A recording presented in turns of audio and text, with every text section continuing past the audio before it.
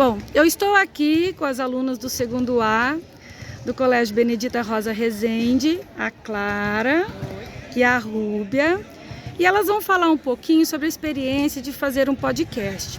Nosso podcast, ele tinha o tema de o protagonismo da mulher no futebol e algumas mazelas ou algumas, alguns desafios que elas vêm tendo ao longo de suas carreiras. Para isso nós entrevistamos as meninas do futsal e do futebol do Londrina Esporte Clube e o técnico também.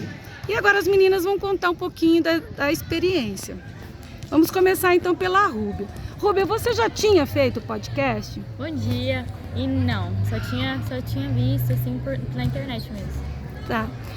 Durante o processo de vocês fazerem assim, como que vocês construíram a ideia de fazer esse podcast?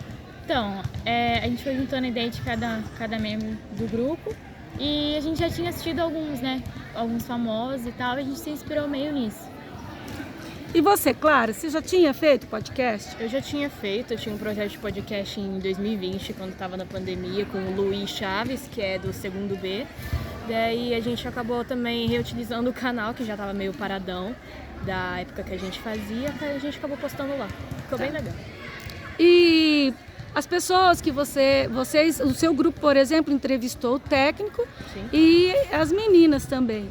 E você teve um aprendizado bacana, teve, por exemplo, coisas novas que você ficou sabendo, que de repente eles trouxeram essas informações? Sim, a entrevista do técnico foi bem interessante, ele falou super e vamos dizer assim que a gente teve aprendizado com ele também sobre os sonhos que ele queria ter, acabou não conquistando, mas acabou tendo uma vida melhor agora que virou treinador, sobre como ele ficou com os familiares, quando ele não tem tempo para a própria família, daí acabou pegando esse tempo e juntando eles, ficou bem bacana o podcast dele.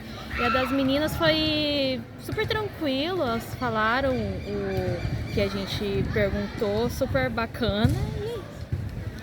Tá bom. Rúbia, dentro das perguntas que vocês fizeram, vocês construíram então um roteiro, e dentro dessas perguntas, assim, você pode citar um exemplo do que foi perguntado e do que elas responderam, por exemplo? Acho que nossa maior dúvida e o que a gente perguntou para elas era sobre a dificuldade por elas serem mulheres no futebol, e a resposta delas acabaram nos superando as nossas expectativas, por saber como foram as histórias delas, e surpreendeu porque é realmente muito difícil, e acredito que tenha sido essa pergunta.